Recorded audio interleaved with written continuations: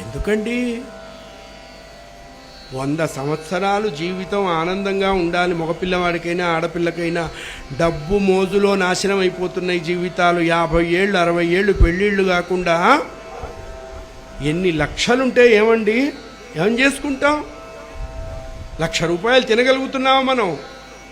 1000 రూపాయలు సంపాదిస్తే 100 రూపాయలు తినటం ఎక్కువైపోతున్నది. మంచి పిల్లవాడై గుణవంతుడైనటువంటి పిల్లవాడు, గుణవంతురాలైనటువంటి పిల్ల ఉంటే అదే ప్రధానంగా చూడండి. ఆడపిల్లల్ని కన్నా తల్లులకు నేను చేతులెత్తి నమస్కారం చేసి చెప్తూ ఉన్నాను.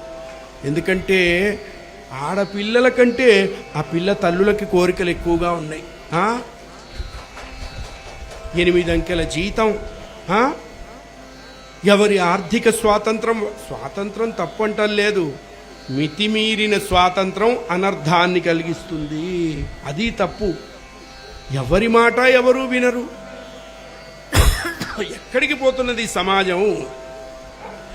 అందుకనే ఇట్లాంటి కాస్త పురాణ కథల వైపు మనస్సు మళ్ళితే అలల గుర్రం మీద పరిగెట్టేటువంటి మనస్సు కొంచెం ఆగుతుంది.